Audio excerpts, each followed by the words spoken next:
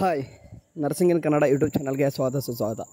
Okay, ಭಾಳ ಒಂದು ವಾರ ದಿನಗಳಿಂದ ಕೂಡ ಭಾಳಷ್ಟು ಚರ್ಚೆಯಲ್ಲಿರ್ತಕ್ಕಂಥ ಈ ಒಂದು ವಿಷಯ ಬಗ್ಗೆ ಮಾತಾಡಬೇಕಿತ್ತು, ಮಾತಾಡಲಿಕ್ಕಾಗಿಲ್ಲ. ಇವಾಗ ಮಾತಾಡ್ತಾ ಇದ್ದೀನಿ. ಸರಿ, ನರ್ಸಿಂಗ್ ಇನ್ ಕನ್ನಡ ಈ ಚಾನಲ್ಗೆ ಫಸ್ಟ್ ಟೈಮ್ ಯಾರಾದರೂ ವಿಸಿಟ್ ಕೊಡಿದರೆ ಸಬ್ಸ್ಕ್ರೈಬ್ ಆಗಿ ನೋಡಿ. ಯಾಕಂತಂದರೆ ನರ್ಸಿಂಗ್ಗೆ ಸಂಬಂಧಪಟ್ಟಾಗ ಏನೇ ಒಂದು ವಿಷಯಗಳು ಬಂತಂದರೆ ಹೇಳ್ತಾ ಇರ್ತೀನಿ. ಈಗಾಗಲೇ ಗೊತ್ತಿರುವ ಹಾಗೆ ಇದರ ಬಗ್ಗೆ ಈಗಾಗಲೇ ವಾಟ್ಸಪ್ ಗ್ರೂಪಲ್ಲಿ ಅಥವಾ ಚಾನಲಲ್ಲಿ ಎಲ್ಲ ಕೂಡ ಶೇರ್ ಮಾಡಿದ್ದೆ, ನೋಡ್ಕೊಂಡಿರ್ತೀರ. ಅದರಲ್ಲಿ ಏನಿದೆ ಅಂತ ನಿಮ್ಗೆ ತಿಳಿಸಿದ್ದೆ. ಸರಿ, ಈಗ ಒಂದು ವಿಷಯ ನಿಮ್ಗೆ ಕ್ಲಾರಿಫಿಕೇಷನ್ ಮಾಡ್ತೀನಿ. ಏನಪ್ಪ ಅಂತಂದರೆ, ಈಗ ಈ PDF ಇದೆ ನೋಡಿ, ಈ PDF. ಓಕೆ, ಇದು ಗೊತ್ತಿದೆ ನಿಮ್ಗೆ ನಾಳೆ ಬಂದಿರುವಂಥದ್ದು INC ಕಡೆಯಿಂದ ಆಗಸ್ಟ್ 13ನೇ ತಾರೀಕು ಬಂದಿತ್ತು, ಆಯಿತಾ. ಸೊ ಇದ್ರ ಬಗ್ಗೆ ಮಾತಾಡ್ಲಿಕ್ಕೆ ಬಂದಿರೋದು. ಅದಕ್ಕಿಂತ ಮುಂಚೆಗೆ ಒಂದು ಗಮನದಲ್ಲಿ ಇಟ್ಕೋಬೇಕು ನೀವು. ನಮ್ಮ ಒಂದು RJHS ಏನು ಮಾಡಿದ್ರು ಅಂತಂದರೆ, ಈಗಾಗಲೇ ಇದು 4ನೇ ವರ್ಷ, ಆಯಿತಾ. ಅಂದರೆ ಇನ್ನೂ ಕೂಡ 4 ವರ್ಷ ಸ್ಟಾರ್ಟ್ ಆಗಿಲ್ಲ. ಸದ್ಯಕ್ಕೆ ಈ 3ನೇ ವರ್ಷ ಇನ್ನೂ ಕೂಡ ರನ್ನಿಂಗಲ್ಲಿದೆ, ಆಯಿತಾ. ಸೊ ಅಂದರೆ INCನ ಇಂಪೋರ್ಟ್ ಮಾಡ್ಕೊಂಡು, ಅಂದರೆ INC ಸಿಲೆಬಸ್, INC ಅಲ್ಲ, INC ಸಿಲೆಬಸ್ನ ಇಂಪೋರ್ಟ್ ಮಾಡಿಕೊಂಡು ನಮ್ಮ ಕರ್ನಾಟಕದಲ್ಲಿ RJHSಲ್ಲಿ ಸೆಮ್, ಅಂದರೆ ಸೆಮ್ದು ಹೇಳ್ತಾ ಇದ್ದೀನಿ, ಸೆಮ್ನ ಇಂಪೋರ್ಟ್ ಮಾಡ್ಕೊಂಡು ಏನು ಮಾಡಿದ್ರೆ, ಸ್ಕೀಮ್ನ ಹೊಸದಾಗಿ ಏನು ಮಾಡಿದ್ರು, ಲಾಂಚ್ ಮಾಡಿದರು. ಅದು ಬಂದಾದ ನಂತರ ಏನಪ್ಪ ಆಯ್ತಂದರೆ, ಭಾಳಷ್ಟು ಸ್ಟೂಡೆಂಟ್ಗೆ ಭಾಳಷ್ಟು ಅದು ಕನ್ಫ್ಯೂಷನ್ ಸ್ಟಾರ್ಟ್ ಆಗ್ತದೆ. ಆ್ಯಂಡ್ ಅದ್ರ ತಕ್ಕನಂಗೆ ಎಷ್ಟೋ ಹೇಳ್ಬೇಕಂದ್ರೆ, ಇಲ್ಲಿ ರೂಲ್ಸ್ ಆ್ಯಂಡ್ ರೆಗ್ಯುಲೇಷನ್ನು INC ಕಡೆಯಿಂದ ಇರ್ತಕ್ಕಂಥ ಸಿಲೆಬಸ್ಸಲ್ಲಿ ಎಷ್ಟು ಟೀಚರ್ಸು ಕೂಡ ಸರಿಯಾಗಿ ಗೊತ್ತಿದೆ, ನಿಮ್ಗಳ ಗೊತ್ತಿದೆ. ಭಾಳಷ್ಟು ವಿತಿಲ್ಡ್ ರಿಸಲ್ಟ್ ಕೂಡ ಬರ್ತದೆ. ಅಂತಂದ್ರೆ ಒಂದಿಷ್ಟು ಮಾರ್ಕ್ಸ್ ಎಂಟ್ರಿ ಮಾಡೋದು ಕೂಡ ಏನೇನೆಲ್ಲ ಎಂಟ್ರಿ ಮಾಡ್ಬೇಕಂತಂದು ಲೆಕ್ಚರ್ಗೆ ಸರಿಯಾಗಿ ಗೊತ್ತಾಗ್ತಿಲ್ಲ. ಅಷ್ಟೊಂದು ಕಾಂಪ್ಲೆಕ್ಸ್ ಆಗಿದೆ ಈ ಒಂದು INC. ಸರಿ, ಹಂಗೋ ಹಿಂಗೋ ಮಾಡ್ಕೊಂಡು ಹೋಗ್ತಾಯಿದ್ರು. ಹಾಗೇ ಬರ್ತಾ ಎಕ್ಸಾಮಿನೇಷನ್ ರೆಗ್ಯುಲೇಷನ್ಸ್ ಬಗ್ಗೆ ನೋಡ್ತಾ ಹೋದಾಗ ಇಲ್ಲಿ ಭಾಳಷ್ಟು ಟೀಚರ್ಸ್ಗೂ ಮತ್ತು ಸ್ಟೂಡೆಂಟ್ಗೆ ಕನ್ಫ್ಯೂಷನ್ ಸ್ಟಾರ್ಟ್ ಆಗಿತ್ತು, ಆಯಿತಾ.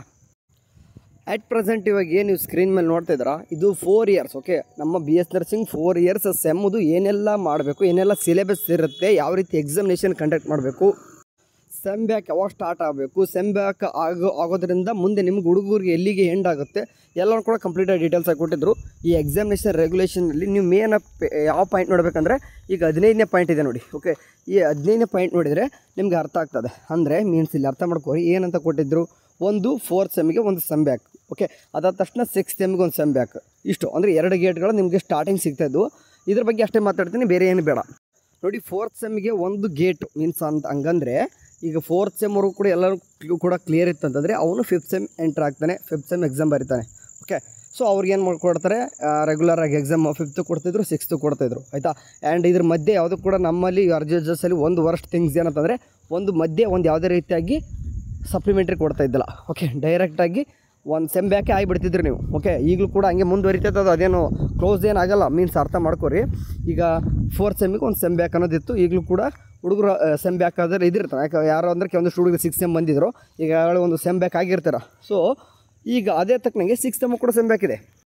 ಮೀನ್ಸ್ 6th ಸೆಮ್ ಅವರು ಕೂಡ ಯಾರ್ದೆಲ್ಲ ಸಬ್ಜೆಕ್ಟ್ಗಳು ಕ್ಲಿಯರ್ ಇಲ್ವೋ ಅವರು ಏನಾಗ್ತಾರೆ, 7th ಸೆಮ್ಗೆ ಎಂಟ್ರಿ ಆಗ್ಲಿಕ್ಕೆ ಬರಲ್ಲ. ಮೀನ್ಸ್ ಈಗ in case 4th sem in case ನೀವು ಕ್ಲಿಯರ್ ಆಗಿಲ್ಲಪ್ಪ ಅಂತಂದರೆ, ನಿಮ್ಮ ಫ್ರೆಂಡ್ಸ್ ಏನಪ್ಪ ಅಂದ್ರೆ ಕ್ಲಿಯರ್ ಮಾಡ್ಕೊಂಡಿರ್ತಂದ್ರೆ ಅವ್ರು 5th 6th ಬರ್ಕೊಂಡು ಹೋಗ್ತಾ ಇರ್ತಾರೆ, ನೀವು ಇನ್ನೂ ಕೂಡ 4th ಸೆಮ್ ಕ್ಲಿಯರ್ ಇಲ್ಲೇ ಇರ್ತೀರ. ಸೇಮ್ ಅದೇ ರೀತಿಯಾಗಿ ಮುಂದುವರಿತಾ ಇತ್ತು. ಬಟ್ ಇವಾಗ ಇಲ್ಲಿ ಏನು ಕಾಣಿಸ್ತಿದೆ ನೋಡಿ, 2 ಗೇಟ್ಗಳು ಏನಿದ್ದು, ಈಗ INC ಪ್ರಕಾರ ಆಗಸ್ಟ್ 13ನೇ ತಾರೀಕು ಬಂದಿರತಕ್ಕಂಥ ಈ ಒಂದು ನೋಟಿಫಿಕೇಷನಲ್ಲಿ ಏನು ಕೊಟ್ಟಿದ್ದಾರೆ ಅಂತಂದರೆ, ಒಂದು ಗೇಟ್ನ ರಿಮೂವ್ ಮಾಡಿದ್ದಾರೆ. ಅಂತಂದರೆ 4th ಸೆಮ್ಗೆ ಏನಿತ್ತು ಒಂದು ಸೆಮ್ ಬ್ಯಾಕ್ ಅನ್ನೋದು, ಓಕೆ, ಇದನ್ನು ಕಂಪ್ಲೀಟಾಗಿ ತೆಗೆದುಹಾಕಿದ್ದಾರೆ. ಅಂದರೆ ನಿಮ್ಮದು ಸೆಮ್ ಬ್ಯಾಕ್ ಯಾವಾಗ ಸ್ಟಾರ್ಟ್ ಆಗುತ್ತೆ, 6th ಸೆಮ್ಮಿಂದ ಸ್ಟಾರ್ಟ್ ಆಯಿತು. ಅಂದರೆ 6th ಸೆಮ್ವರೆಗೂ ಕೂಡ ನೀವು ಕ್ಲಿಯರು ಇದ್ದರೆ ಮಾತ್ರ ಏನಪ್ಪ ಆಗ್ತದೆ, 7th ಸೆಮ್ಗೆ ಎಂಟ್ರಿ ಕೊಡ್ತಾರೆ. ಇದು ಈ ಸದ್ಯಕ್ಕೆ INC ಪ್ರಕಾರ ಹೇಳ್ತಿದ್ರೆ, INC ಪ್ರಕಾರ ಎಲ್ಲರೂ ಕೂಡ ನಮ್ಮ ಕರ್ನಾಟಕ ಅಷ್ಟೇ ಅಲ್ಲ, ಈಗ ರಾಜಸ್ಥಾನ ಆಯಿತು, ಮಹಾರಾಷ್ಟ್ರ ಆಯಿತು, ಮತ್ತು ಬೇರೆ ಬೇರೆ ರಾಜ್ಯಗಳು ಕೂಡ ಏನು ಮಾಡ್ತಿದ್ವು ಅಂತಂದರೆ INCನೇ ಯೂಸ್ ಮಾಡ್ತಿರೋ ಕಾರಣ ಇವಾಗ ಅವ್ರು ಏನು ಮಾಡಬೇಕಂತಂದರೆ INC ಫಾಲೋ ಮಾಡಲೇಬೇಕು. ನಾನು ಇವಾಗ ಪಾಯಿಂಟ್ಸ್ನ ಓದಿಬಿಡ್ತೀನಿ. ಇಲ್ಲಿ ಕಾಣಿಸ್ತಿದೆ ನೋಡಿ, the candidate shall have cleared all the previous examination before appearing for 7th semester examination. However the candidate shall be permitted to attend the consecutive semester. So ಈಗ ಅಂತ ಕ್ಲಿಯರ್ ಆಯ್ತು ಅಂದರೆ 6th ಸೆಮ್ವರೆಗೂ ಕೂಡ ಕ್ಲಿಯರ್ ಇತ್ತು ಅಂದರೆ 7th ಸೆಮ್ಮಿಗೆ ಬಿಡ್ತಾರೆ. ಇಲ್ಲಪ್ಪ ಅಂತಂದ್ರೆ ನಾವು ಇನ್ನೂ ಕೂಡ 6th ಇದ್ರ ಒಳಗಡೆನೇ ಬರ್ಕೊತ ಕೂರ್ತೀವಿ. ಒಂದಂತರೂ ಅರ್ಥ ಆಯಿತು. ನೆಕ್ಸ್ಟ್ ಬಂದುಬಿಟ್ಟು, the candidate shall have clear all the previous examination before appearing for final year. ಅಂದರೆ ಫೈನಲ್ ಇಯರ್ ಅವನಿಗೆ ಅಪಿಯರ್ ಆಗಬೇಕಂತಂದರೆ ಎಲ್ಲನೂ ಕೂಡ ಕ್ಲಿಯರ್ ಆಗಿರಬೇಕು. ಆ್ಯಂಡ್ ಸೇಮ್ ಈ ಪಾಯಿಂಟ್ಸ್ ಮಾತ್ರ ಸೇಮ್ ಇದೆ. ಅಂದರೆ the examination period of complete course successfully should not exceed 8 years. ಅಂದರೆ ಈ ಒಂದು ಕೋರ್ಸ್ ನೀವು 8 yearಕ್ಕಿಂತ ಮೇಲ್ಗಡೆ ಯಾವುದೇ ರೀತಿ ಮಾಡೋಗಿಲ್ಲ ಅಂತ ಹೇಳಿದ್ದಾರೆ. ಈ ಪಾಯಿಂಟ್ಸ್ ಮಾತ್ರ ಯಾರೂ ಕೂಡ ಚೇಂಜ್ ಆಗಿಲ್ಲ. ಅಂತಂದರೆ ನರ್ಸಿಂಗ್ ಕೋರ್ಸ್ಗಳನ್ನು 4 ಅಂದರೆ 8 ವರ್ಷ ಮಾಡ್ರಪ್ಪ ಮತ್ತು 16 ವರ್ಷ ಮಾಡಬೇಡ್ರಿ ಅಂತಂದಂಗೆ ಸೇಮ್ ಆ್ಯನುವಲ್ ಅವ್ರಿಗೂ ಕೂಡ ಹಂಗೆ 8 ವರ್ಷ ಅಷ್ಟೇ ಮ್ಯಾಕ್ಸಿಮಮ್ಮು. ಈಗ ಕೂಡ ನಿಮಗೆ 4 ವರ್ಷ ಹಿಂಗೆ ಕಲಿತಾರ. ಇನ್ ಕೇಸ್ ಸಪ್ಲಿ ಹಂಗೆ ಬಿಟ್ಕೊಂಡು ಹೋಗಿತ್ತು ಅಂತಂದರೆ ಮ್ಯಾಕ್ಸಿಮಮ್ 8 ವರ್ಷ ತನಕ ಕೂಡ ನೀವು ಸಪ್ಲಿಮೆಂಟ್ರಿ ಬೇರಿತಾರೆ. ಅದಾದ್ಮೇಲೆ ನೀವು ಡಿಸ್ಕ್ವಾಲಿಫೈಡ್ ಆಗ್ತೀರ. ಸೊ ಇದು ಗೊತ್ತಿರುವಾಗಿ ರೂಲ್ಸು. ಅಂದರೆ ಒಂದು ಕ್ಲಿಯರಾಗಿ ಇಲ್ಲಿ ಮೆನ್ಷನ್ ಮಾಡಿಲ್ಲ. ಆ್ಯಂಡ್ ಇನ್ನೊಂದು ಪಾಯಿಂಟ್ ಹೇಳೋದಿದೆ, ಕರೆಕ್ಟಾಗಿ ಕೇಳಿಸ್ಕೊರಿ. ಈಗ 4th ಸೆಮ್ ಈಗ ಸದ್ಯಕ್ಕೆ ಕ್ಲಿಯರ್ ಮಾಡ್ಕೊಂಡವರು 5th ಆ್ಯಂಡ್ 6th ಎರಡು ಇದಲ್ಲ, ಎರಡೂ ಕೂಡ ಒಟ್ಟಿಗೆ ಡಿಸೆಂಬರ್ಲಿ ಏನು ಎಕ್ಸಾಮ್ ನಡೀತಾಯಿತ್ತು ಅದಕ್ಕೆ ಬರೀತಾರ ಇಲ್ಲ. ಇದು ಇನ್ನೂ ಕೂಡ ಏನಂತಂದರೆ ಕ್ವಶನ್ ಮಾರ್ಕ್, ಯಾರಿಗೂ ಕೂಡ ಗೊತ್ತಿಲ್ಲ. ಯಾಕೆ ಹೇಳ್ತಿದ್ದೀನಿ ಅಂತಂದರೆ ಆ್ಯಕ್ಚುಲಿ ಈ INC ಪ್ರಕ್ರಿಯೆ ಸದ್ಯಕ್ಕೆ ಈ ಬಂದಿರೋ ಪ್ರಕಾರ ಏನಂತಂದರೆ ಈ ಕ್ವಶನ್ ಮಾರ್ಕ್ ಅನ್ನೋದು ಇರಲೇಬಾರ್ದು. ಯಾಕಂತಂದರೆ ಈ INC ಪ್ರಕಾರ ಈಗ 5th ಮತ್ತು 6th ಎರಡೂ ಕೂಡ okay 5th and 6th main exam ಅಂತಲೇ ಕನ್ಸಿಡರ್ ಮಾಡಿ ಡಿಸೆಂಬರಿಗೆ ಕೊಡಬೇಕು. ಯಾಕಂದರೆ 4th ಸೆಮ್ಗೆ ಏನಾಗಿದೆ ಅದು ಸೆಮ್ ಬ್ಯಾಕ್ ತೆಗೆದಾಕ್ಬಿಟ್ಟಾರ. ಸೆಮ್ ಬ್ಯಾಕ್ ಇಲ್ಲ ಅಂತಂದ್ರೆ ಮತ್ತೆ ಹಾಕಿದೆಯಲ್ಲ, ಹೌದಲ್ವಾ? ಬಟ್ ಒಂದು ಮೇನ್ ಥಿಂಗ್ ಹೇಳ್ತೀನಿ ಅಂತಂದೆ, ನಮ್ಮ RGHS ಅಲ್ಲಿ ಅಂದರೆ RGHS ಅಲ್ಲಿ ಈಗ ಬಂದುಬಿಟ್ಟು ಎಷ್ಟು ದಿನ ಆಯ್ತು ಇದು INC ಬಂದು ಆಗಸ್ಟ್ 13ಕ್ಕೆ ಬಂತು ಆಯಿತಾ. ಇವಾಗ ಬಂದುಬಿಟ್ಟು ಆಗಸ್ಟ್ 18. ಸೊ ಈ ಒಂದು 5 ದಿನಗಳ ಕಾಲ ಅಂದರೆ 13ಕ್ಕೆ ಬಂತು, ಈಗ 18 ಬಂದಿದೆ ಅಂತಂದರೆ ಈ ಒಂದು 5-6 ದಿನ ಆಯಿತು ಅಂದರೆ 4 ದಿನ ಆದರೂ ಅನ್ಕೋರಿ. RGHS ಕಡೆಯಿಂದ ಇನ್ನೂ ಕೂಡ ಯಾವುದೇ ರೀತಿಯಾಗಿ ನೋಟಿಫಿಕೇಷನ್ ಬಂದಿಲ್ಲ. ಸೊ ಖುಷಿ ಪಡ್ಲಿಕ್ಕೆ ಹೋಗ್ಬೇಡಿ. ಸದ್ಯಕ್ಕೆ ನಾನು ನಿಮ್ಗೆ ಹೇಳೋದು 5th ಮತ್ತು 6th ಒಟ್ಟಿಗೆ ಎಕ್ಸಾಮ್ ನಡೀತಂತಂದು ಇನ್ನೂ ಕೂಡ ಗ್ಯಾರಂಟಿ ಇಲ್ಲ. ಬಟ್ ಈಗ ಈ ಒಂದು ಸರ್ಕ್ಯುಲರ್ 13ನೇ ತಾರೀಕು ಬಂದಿರೋದು ನೋಡಿ, ಕೊಡಬೇಕು ಡಿಸೆಂಬರ್ಗೆ 2 ಕೊಡಲೇಬೇಕು. ಯಾಕಂದರೆ ಈಗ 4th ಸೆಮ್ ಒಂದು ಸೆಮ್ ತೆಗೆದಾಕಿದಾರೆ ಅಂತಂದರೆ ನಿಮ್ಗಷ್ಟೇ ಮತ್ತು 5th ಒಂದೇ ಕೊಟ್ಟು 6th ಕೊಡ್ತಾರೆ ಅಂತಂದರೆ ನಿಮ್ಗಷ್ಟೇ ಬೇರೆ ಆಗ್ತದೆ. ಈ ನೆಕ್ಸ್ಟ್ ಬರ್ತಕ್ಕಂಥ ಹುಡುಗರು ಅಂದರೆ 3rd ಮತ್ತು 4th ಸೆಮಿಸ್ಟ್ರ್ ಇನ್ನು ಯಾರು ಈ 4th ಸೆಮಿಸ್ಟರ್ ಕಲಿತಿರ್ತಾರೆ, ಕೆಲವೊಂದಿಷ್ಟು ಹುಡುಗರು 2nd ಸೆಮ್ ಕಲಿತಿರ್ತಾರೆ, ಕೆಲವೊಂದಿಷ್ಟು ಈಗ ತಾನೇ ಅಡ್ಮಿಷನ್ ಬರ್ತಾಯಿದ್ರು ನೋಡ್ರಿ, ಇವ್ರಿಗೆಲ್ಲ ಒಂಥರ ಆಗ್ತದೆ. ಈಗ ಯಾರು ಪ್ರೆಸೆಂಟ್ 6th ಸೆಮಿಸ್ಟರ್ ಕಲಿತಿದ್ರು ನಿಮಗೂ ಒಂಥರ ಮೋಸ ಆಗುತ್ತೆ. ಸೊ ಹಂಗಾಗಿ ನಮ್ಮ RGHS ಕಡೆಯಿಂದ ಒಂದು ನೋಟಿಫಿಕೇಷನ್ ಬರೋರು ಕೂಡ ಖುಷಿ ಪಡಬೇಡಿ ಅಷ್ಟೇ. ಸೊ ಈಗಾಗಲೇ ಎಲ್ಲ ಒಂದು ಕಾಲೇಜು ಕೂಡ ಪ್ರಿನ್ಸಿಪಲ್ಸು ಕೂಡ ಈ ಒಂದು INC ನೋಟಿಫಿಕೇಷನ್ ಅಂತೂ ಹೋಗಿದೆ. ಸೊ RGHS ಕಡೆಯಿಂದ ಕೂಡ ಆದಷ್ಟು ಎಕ್ಸಾಮಿನೇಷನ್ ಬಿಫೋರ್ ಅಂದರೆ ಎಕ್ಸಾಮ್ಗಿಂತ ಮುಂಚೆನೇ ಏನಂತಂದರೆ ಅಂದರೆ ಟೈಮ್ ಟೇಬಲ್ ಬಿಡಲಿಕ್ಕಿಂತ ಮುಂಚೆನೇ ಒಂದು ನೋಟಿಫಿಕೇಷನ್ ಬಂದುಬಿಟ್ರೆ ಡಿಸೆಂಬರ್ಲಿ 5th ಮತ್ತು 6th ಎರಡೂ ಕೂಡ ಕೊಡ್ತೀವಿ ಅಂತ ಅಂದ್ಬಿಟ್ರೆ ಹುಡುಗರು ಕೂಡ ಸಮಾಧಾನ. ಆ್ಯಂಡ್ ಇದು ಯಾರು ಕೂಡ ಮೋಸನೂ ಆಗೋದಿಲ್ಲ. ಅಂದರೆ ನಿಮ್ಗೆ ಅಷ್ಟೇ ಈಗ 5th ಈಗ 4th ಸೆಮ್ ಕ್ಲಿಯರ್ ಆಗಿದೆ ಸದ್ಯಕ್ಕೆ, ಈಗ 5th ಅಷ್ಟೇ ಕೊಟ್ಟರೆ ಮತ್ತು 6th ಕೂಡ ನೆಕ್ಸ್ಟ್ ಮತ್ತೆ 2026 ಜೂನಲ್ಲಿ ಬರೀಬೇಕಾಗ್ತದೆ, ಹೌದಲ್ವಾ? ಸೊ ಹಂಗಾಗಿ ನಿಮಗೆ ಒಂದೇ ಚೇಂಜ್ ಆಗ್ತದೆ. ಮತ್ತು ಈಗ INC ಪ್ರಕಾರನೇ ಕೂಡ ಮುಂದುವರಿಸಿದ್ರೆ ಹೇಳ್ತಿದ್ದೀನಿ ನಾನು. ಮತ್ತು ಏನಾಗ್ತದೆ ಈಗ ತಾನೇ 4th ಸೆಮಿಸ್ಟರ್ ಬಂದಿದ್ದಾರೆ, ಅವ್ನ ಕೇಸಲ್ಲಿ ಫೇಲ್ ಆಯ್ತು ಅಂದರೆ ಅವ್ರು ಸೆಮ್ ಬ್ಯಾಕ್ ಅಂತ ಮಾಡೋದಿಲ್ಲ. ನೆಕ್ಸ್ಟ್ 5th ಬರೆಯುವಾಗ 4th ಸಪ್ಲಿಮೆಂಟ್ರಿ ಎಲ್ಲನೂ ಕೂಡ ಬರ್ಕೊತಾರೆ. ಯಾಕಂದರೆ INC ಪ್ರಕಾರ ಹಂಗೆ ಇದೆ. INC ಪ್ರಕಾರನೇ ಫಾಲೋ ಮಾಡಬೇಕು. ನಮ್ಮ ಯೂನಿವರ್ಸಿಟಿ ನಮ್ಮ RGHS ಅಷ್ಟೇ ಅಲ್ಲ, ಬೇರೆ ಕೂಡ ಯೂಸ್ ಮಾಡಲೇಬೇಕು. ಯಾಕಂದರೆ ತೊಗೊಂಬಿಡೋರು ಈಗ ತೊಗೊಂಡ್ರಂತಂದರೆ ಆ ಸೆಮ್ದು ಏನು ಸ್ಕೀಮ್ ಇದೆ ಅದ್ರ ತಕ್ಕನಂಗೆ ಹೋಗಬೇಕು. ಬಟ್ RGHS ಕಡೆಯಿಂದ ಯಾವ ಕಾಲೇಜು ಕೂಡ ಇನ್ನೂ ಕೂಡ ನೋಟಿಫಿಕೇಷನ್ ಹೋಗಿಲ್ಲ. ಸೊ ಅಲ್ಲಿವರೆಗೂ ಕೂಡ ಖುಷಿ ಪಡ್ಲಿಕ್ಕೆ ಹೋಗ್ಬೇಡಿ. ಈ ಸದ್ಯಕ್ಕೆ ಇಷ್ಟು ದಿನ ಹೆಂಗಿದ್ರು ಹಾಗೆ ಇರ್ರಿ. ಬಟ್ ಸದ್ಯಕ್ಕೆ INC ಪ್ರಕಾರ ನೀವು ಡಿಸೆಂಬರ್ಗೆ 5th ಆ್ಯಂಡ್ 6th ಬರೀತೀರಂತಂದು ನಾನು ಸ್ವಲ್ಪ ಗ್ಯಾರಂಟಿ ಕೊಡೋಕ್ಕೆ ಬರಲ್ಲ, ಬಟ್ ಬರೀತೀರ. ಯಾಕಂದರೆ ಈ ಸದ್ಯಕ್ಕೆ ಇಲ್ಲಿ ಬಂದಿರತಕ್ಕಂಥದ್ದು ಹಂಗಿದೆ ಆಯಿತಾ.